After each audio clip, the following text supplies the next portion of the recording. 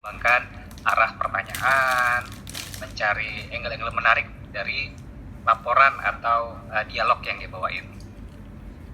Oh.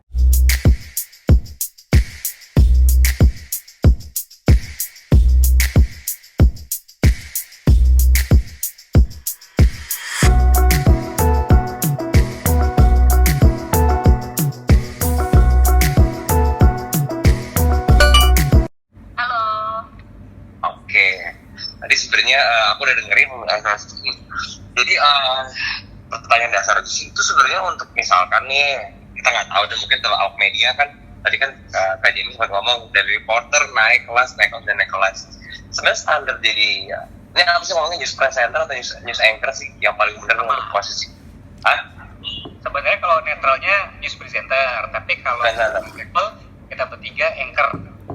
Anchor ya? Oke, berarti kita ngomongin dari ranah anchor deh. Untuk syarat menjadi anchor tuh apa sih? Tadi kategorinya apa aja sih yang harus dipenuhi melalui standar sebagai anchor? Coba disinggung ada istilah newscaster atau newsreader, dia baca berita. Itu profesinya adalah membacakan bukan berita pada level reporter misalnya gitu. Kalau dia news anchor biasanya sudah sekaliber dia bisa dilepas, artinya kapasitasnya sudah selevel produser, jadi bisa mengembangkan arah pertanyaan, mencari angle-angle menarik dari laporan atau dialog yang dibawain. Oke. Berarti tapi nanti ada editor sendiri yang akan ngerampung berita itu layak tayang, mana yang enggak, yang mana seperti itu ya di studio. Apa maksudnya? Masalah layak tayang dan lain sebagainya sebenarnya yang memang tugas produser gitu. Oke. Produser untuk memilah mana yang bisa tayang dan layak masuk layar. Kalau editor itu sebenarnya hanya pemanis. Jadi kayak misalnya memaniskan dengan memberikan background, efek atau segala macamnya. Tapi tetap konten awalnya, kaidah pemberitaan tetap semuanya kuncinya ada di produser gitu. Ini layak tayang, ini cocok tayang, ini kenapa nggak boleh tayang? Kadang kan kita juga ada atasan yang meng-QC gitu. Misalnya kita lagi bertugas masing-masing di program patroli atau fokus. Kita punya rancangan seperti ini. Nanti ada atasan yang juga akan bilang, ini nggak bagus, gini dengan pertimbangan atasan. Tapi kita juga harus punya argumen kenapa kita kekeh menayangkan ini. Kalau itu sudah diskusi akhirnya, oh iya efek baiknya adalah punya manfaat untuk banyak orang, walaupun dari sisi gambar misalnya kurang menarik tapi manfaatnya banyak. Itu yang pertimbangan redaksi itu yang kita bahas dalam sebuah meeting. Gitu. Baru layak tayang berita itu nanti baru kita edit.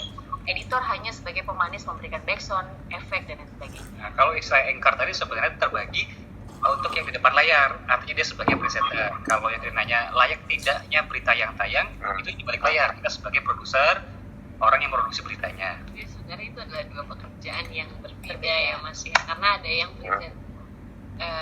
produser, ada juga yang presenter aja gitu. Jadi nggak bisa disamakan tanggung jawabnya atau disatukan. Gitu.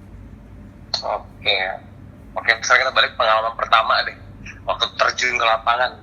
Mungkin bisa jelaskan sesuatu. Apa sih yang kalian olah beritanya pertama kali nih sebagai reporting mengolah berita apa yang pertama kali kalian olah? Tadi kayak belum dibahas ya. Pertama kali ya? Iya. Pertama kali kalau aku sih dulu pertama kali liputan tuh KPK ya. Jadi kayak di KPK tuh kan rata-rata reporter-reporter yang udah pada senior apa segala macam kan. Terus juga kita masih anak baru nih, aduh masih banyak banget orang sebenarnya masih cupu, masih culun gitu kan. Tapi untungnya dulu tuh yang namanya persatuan wartawan ya maksudnya kuat juga gitu kan. Anak baru tuh nggak pernah yang namanya dibully. Bahkan kalau kita sering tanya pasti kita diajarin sama yang senior. Yang penting kita juga harus tahu diri gitu kan. Maksudnya ya lu anak baru nggak usah sotoy gitu, harus tahu bagaimana lah kita sowan ke mereka yang memang sudah lama di sana. Dan dulu tuh KPK masih yang KPK lama gitu. Di situ Rasuna Said, tapi yang gedung lama. Kalau sekarang kan udah pakai gedung baru. Dan dulu tuh KPK juga lagi gencar-gencarnya banyak kasus dilelah ya.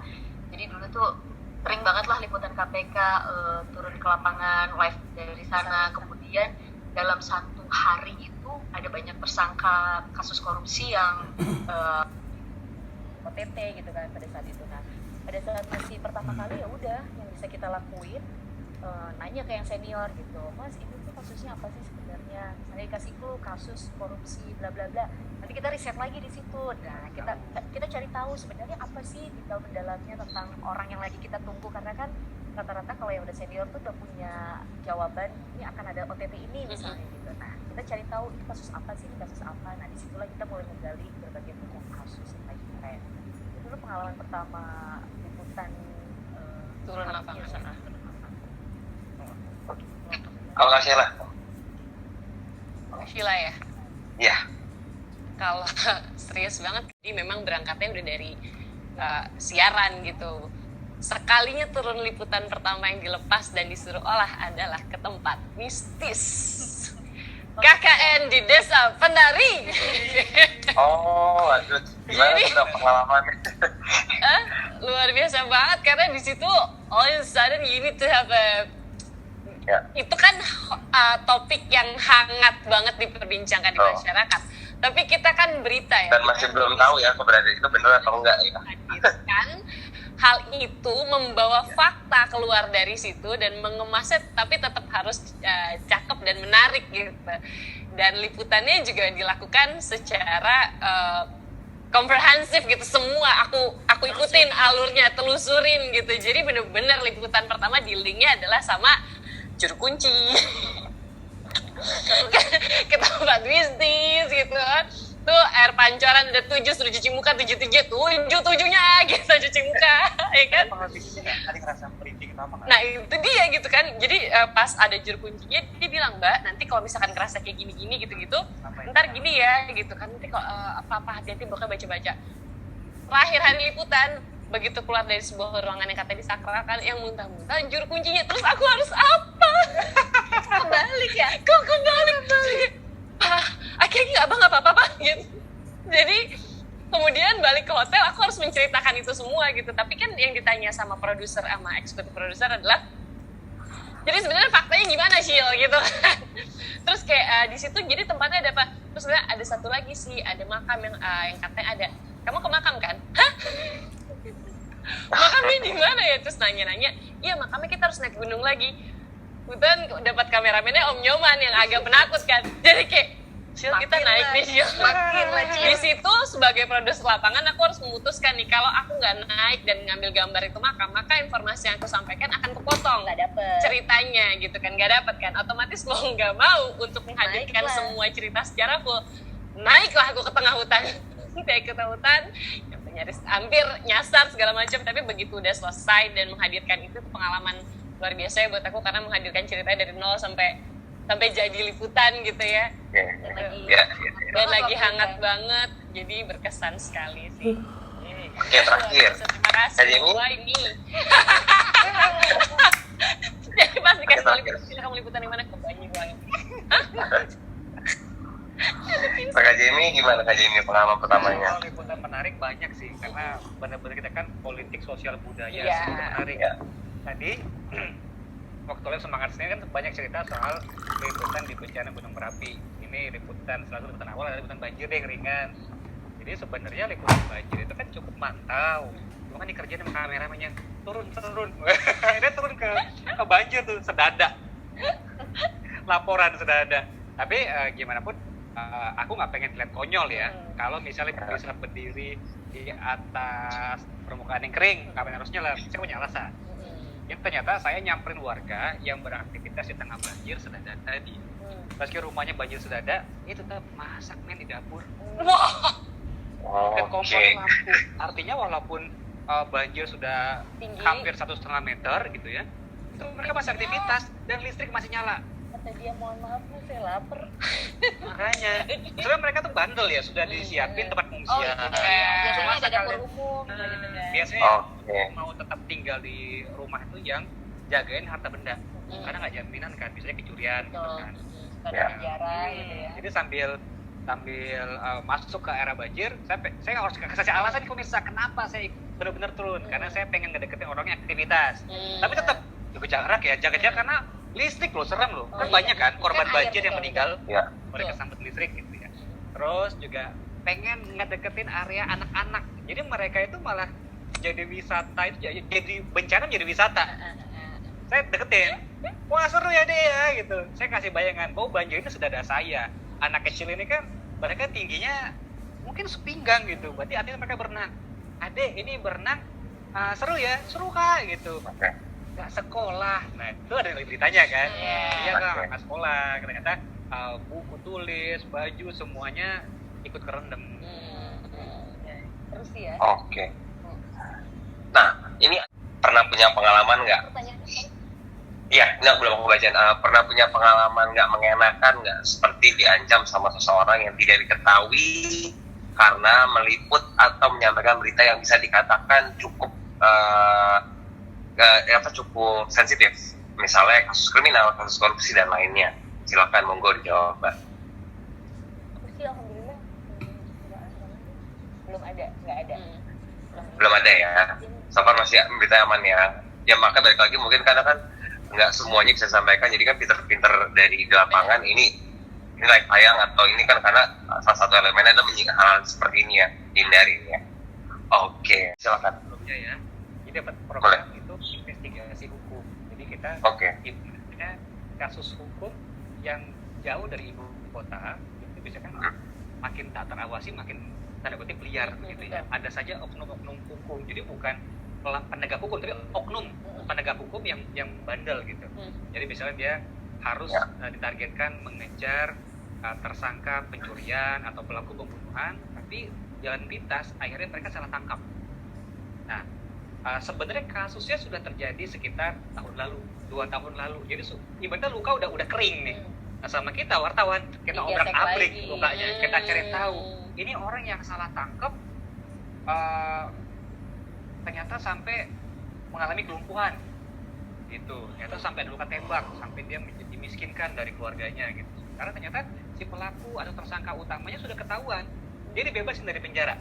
Tapi kan pada saat dia di penjara selama beberapa bulan kan ekonomi keluarganya menjadi sulit, kemudian yang tadinya dia sehat menjadi pincang atau malah harus diamputasi gitu. Nah, oknum-oknum penegak hukum ini mungkin sudah diberikan sanksi oleh institusinya. Cuma oleh kita angkat ini kan akhirnya kan mendapat sorotan lagi dari pemerintah pusat. Akhirnya si oknum-oknum ini dipanggil dan bisa dipindah tugaskan. Dari kasus di minggu ini kita beralih ke kasus di daerah lain. Nah, itu lama-lama muka kita dihafalin karena kan kita kan udah nongol di TV nih. Kita pernah kita dari bandara pengen ke daerah di kampung mana itu kita mampir sebentar nih, kita mau makan. Itu sudah ada tuh orang-orang yang buntut-buntut. Jadi kayak makan itu udah gak katelan lagi nih. Perasaan kayak ada aja nih orang ini muncul terus ya. Gitu. Merasa diikutin jadinya. Tapi endingnya gimana Kak? Aman ya, udah selesai maksudnya. Maksudnya udah orang udah nggak ada ganggu lagi ya di situ. Alhamdulillah, puji Tuhan, hasil kerja kita itu tayang ya, akhirnya dapat sorotan dari pemerintah pusat.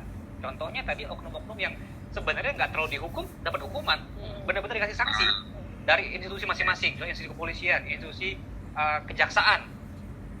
Nah, lama-lama kan mereka mungkin segan juga ya bahwa kita adalah salah satu pilar penegak hukum. Bahwa kita memberitakan fakta di lapangan. Aman nggak aman? Ya kita juga sempat minta bantuan dari kepolisian setempat sih. Oke, adanya baik Jeremy yang senior, Sheila dan Pratiwi, apakah ada keinginan untuk terjun ke dunia entertain? Mengingat Anda kan sudah banyak dikenal publik seperti senior Jeremy Teti, kalau iya atau tidak apa alasannya? Jeremy Teti, oke, silakan. Antara berbenturan antara idealisme dengan industri bisnis. Ya sebenarnya sih kalau aku pribadi gitu ya, aku ngelihatnya teman-teman presenter di Indosiar ini adalah orang-orang luar biasa kreatif dan fleksibel banget gitu.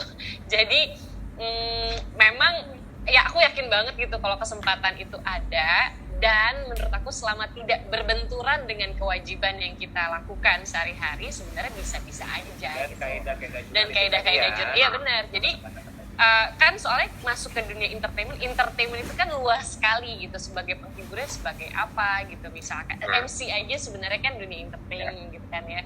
Terus misalnya pembawa acara atau penyanyi, kita pun pernah turun nyanyi, kebetulan aku sama Jamie nih di atas panggung sudah nyanyi dangdut Sebagai gitu. contoh ya nggak bisa nyanyi. Betul. Jadi Itu di acara apa ya Sheila waktu itu ya? Lidah apa? Semarak Indonesia deh? Ya, Semarak rangkaian Share, lidah oh. juga. Rangkaian Ada lidah yang juga. Ada kami atau lidah. Iya, Bahkan kita dulu tahun baruan juga nyanyi di atas panggung bareng. Nah, benar. Raja Oh ya, Happy New Year Indonesia ya. ada tujuannya menghadirkan kita. Ya. Adalah agar orang bisa menghargai penyanyi beneran akhirnya. Oh, ternyata susah nyanyi ya. Nah, iya. Jadi aku ngomong, jadi setiap kita punya value yang menurut aku versatile gitu, bisa difungsikan di mana aja, tinggal Fleksibel ya. fleksibel sekali, tinggal bagaimana kita mengemasnya aja. Kita sih. nggak nolak kalau Jadi ada tawaran nggak iklan, harus gitu nggak milih nolak. ya. Gitu. Terus kata produser, enggak ada yang mau kok. Malu sih nanya Malu doang. nggak tuh? Iya. Malu gak? Terbuka Oke, sekali lanjut. kesempatan, apalagi kalau kesempatannya adalah untuk mengembangkan diri dan bermanfaat Ya. untuk banyak orang, kenapa enggak? Oke. Pernah tidak sulit menahan tawa pas baca berita yang dirasa lucu sampai susah fokus ke berita selanjutnya? Ayo, Casey pernah sih.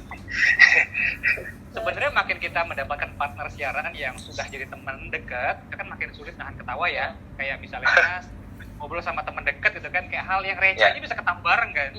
Kalau Betul. misalnya ada hal receh, ketemu sama orang baru kenal kan kita kayak lucu ya, biasa aja. Iya. Sampai hal misalnya nama daerah lucu nih, misalnya apa ya? Sering banget deh. Iya, Sampai lupa Bener, ya apa. manusiawi lah. Ya udah akhirnya kita ya udah itu tadi yang waktu Mbak Dani bilang ke Mas Boon gitu kan, ya siaran harus tetap jalan. Resiko jadi penyiar ternyata sebenarnya banyak. Mau itu gangguan humor, mau itu gangguan Jiwa. Irpis gangguan earpiece gitu, gangguan teleprompter yang kadang juga suka secara teknis ngaco, tiba-tiba mati remote controlnya. Bahkan gangguan dunia lain aku pernah. Gua kan nggak usah diceritain Kak. Oh iya, Tapi itu benar, jadi sebenarnya ini juga pengen banget cerita untuk yang masih memandang remeh gitu ya. Tinggal baca doang. Tinggal baca doang, itu sama sekali tidak terjadi, karena ketika kita sudah mulai Q itu kita benar-benar konsentrasi, fokus, semua main gitu, gerak Layar, badan untuk layar, karena kita harus mikirin muka, intonasi, apa yang kita dengar, sambil terus melanjutkan berita gitu, dan bukan nahan tawa aja. Kalau aku malah justru masuk yang susah nahan nangis gitu. Tadi aku sempat bilang kalau aku suffer banget, jadi kalau ada berita yang mellow gitu, itu aku kerja keras untuk menahan emosiku tetap tenang gitu, karena gampang ke bawah. Ya kadang kan kita juga suka bilang membaca berita dan Iya. kita tinggal baca, ya udah nggak apa-apa, stop, enggak kalau mau Iya. coba, karena banyak banget gangguan teknisnya yang Mereka. mereka prompter hilang belum termasuk nih. Oke, Misalnya berita ini ada. ada persiapkan dulu kan beda. Tapi kalau Iya. misalnya breaking detik ini kita ngobrol, makan rujak, minum es, tiba-tiba 5 menit lalu ada kecelakaan pesawat. Nauzubillah min dzalik misalnya gitu ya. Nah, kita kan harus langsung melaporkan. Moodnya harus disesuaikan ya. Satu, moodnya itu kan- kedua, ketika 1 menit lagi harus tayang, ya ampun kita makan rujak harus ceritain kejadian kecelakaan pesawat. Ya kita juga nggak tahu sebenarnya. Atau kamu harus punya program 4 jam non-stop. Jadi bahan kamu udah habis di 20 menit pertama, tapi kamu punya durasi 4 jam. Aku sama Zulfikar lagi pemakaman Buani. Nah, Terus dari depan sampai belakang, bolak-balik aja itu bahan. Kita cari lagi sambil siaran sambil itu sih harus cepet ya. Iya, betul. Segala macam. Itu salah satu challenge-nya yang harus banyak orang-orang tahu di lapangan, terus tidak segampang itu menyampaikan sebuah berita. Jadi jangan menjudge kalau misalnya ada miskom atau split ngomong ya kan, karena Oke, pertanyaan terakhir nih. Ini sekarang dulu itu ada program apa ya, Pak Toli ya, yang masalah borat, bakso apa tuh, saus yang di apa yang ada dari ulet apa gitu-gitu. Kalian pernah membacakan berita hal serupa ya? Seperti itu ya, fakta-fakta bakso borat, bakso tikus atau apapun, misalnya Pak Toli ya. Nah, pas kalian mengolah berita itu pernah nggak sih kalian jadi ngerasa, oke, gue nggak mau makan bakso lagi deh, atau gue nggak mau makan sambal abang-abang lagi atau gimana gitu? Pernah nggak sih terlintas dari pikiran kalian karena sudah membacakan berita kayak gitu, info-info? tahu itu adalah oknum, dan kita tahu gimana, kan kita sendiri meliput ya teman-teman kita ya, jadi kita tahu ciri-cirinya mana yang palsu, mana yang sehat. Jadi nggak semuanya jajanan pinggir itu nggak sehat, tetap ada. Mungkin jadi lebih waspada dan jadi punya referensi lebih tentang hal itu yang bisa kita bagikan untuk orang-orang terdekat. Karena itu jadi kayak pengetahuan juga kan. Iya. Oh, pasti kan ketika ada tayangan soal bakso boraks, salah satu contoh, pasti kita akan menginformasikannya apa sih bedanya sebenarnya bakso boraks dengan bakso yang pure dari daging sapi Iya. gitu. Nah, akhirnya itu yang membuat kita jadi benteng. Oh, Pakai enggak. Justru kita ngasih tips ya gimana Iya, caranya. iya. Jadi jangan Kalau makan ini bakso boraks, makan bakso yang rodamin. Sama aja ya. Formalin. Oh, pernah waktu itu madu, mana aku peminum madu banget kan, dan soal madu palsu. Jadi benar, jadi dapat informasi terus bisa ngasih tahu ke keluarga. Bukan justru kita jadi ya malah jadi tahu oh ini mah madu palsu gitu. Bukan yang mau madu kita sama ratakan. Iya, enggak. tidak. Sama seperti pria lah, hanya pria-pria sebagian yang suka menyakiti. Apa ini? Lebar. Gak semua pria begitu gitu. Oke, terakhir nih, pertanyaan terakhir sebelum closing dengan Mama Grut, bucket list mungkin dari kakak-kakak yang belum tercapai, apa nih keinginannya nih di dunia? Mungkin mau jadi artis atau apa, bucket list deh, atau mungkin mau interview siapa atau mau punya show sendiri atau gimana? Mungkin dari Kondisi hidup ya, apa aja boleh kan? karir kali ya, kalau hidup kayak kepanjangan deh, karir aja sebagai Karir, dalam karir, oke. Iya. Karir presenter ini ya, oke. oke. Oke. Untungnya ini profesi panggilan hati yang bisa kita nyambi. Memang main job kita adalah jurnalis, tapi kan kita kadang karena pengennya macam-macam ya. Kalau saya kan misalnya dari dunia perancangan, desain, bangunan. Jadi saya juga sambil nyambi-nyambi menjadi seorang perancang bangunan, desainer, atau juga nyambi-nyambi menjadi speaker untuk ngajar-ngajar materi public speaking, personal branding dan sebagainya. Bucket list pengen sih punya sekolah sendiri. Amin. Kalau kata Amin. ternak lele, Oh, ternyata karena kan background Dewi dari Perikanan. Ini keren banget loh. Selamat Hari Ikan Nasional, Oh Ben. iya, terima kasih. Nasional. Jangan Oh. lupa sehat. Nah, iya sih kalau ngomong-ngomong soal bucket list karir gitu ya. Pengen rasanya, maksudnya alhamdulillah ini salah satu cita-cita ya, bisa menjadi seorang presenter, jurnalis. Ini sebenarnya cita-cita juga gitu, dan alhamdulillah tercapai Tercapai. gitu. Terus dulu waktu sudah tercapai jadi jurnalis, pengen punya cita-cita gini, ngucap aja sebenarnya. Ih, biasanya wawancarain orang, pengen jadi wawancara, jadi narsum, pokoknya harus jadi narsum. Bisa Amin. sekarang ini wartawan, wawancara wartawan. Iya betul. Nah, Ini berarti salah satu bucket list dong, masuk dong, kan media salah interview. satu bucket list ya udah masuk nih jadi Oke. narsum. Karena sekarang apa namanya sudah menjadi produser gitu ya, kan tahu Oke. isu-isu yang sedang terjadi apa segala macam. Kadang tuh suka gemes sendiri dengan yang terjadi di tanah air gitu. Itu suka nyeletuk. Pokoknya kalau gue jadi menteri, Wah, amin. Oh.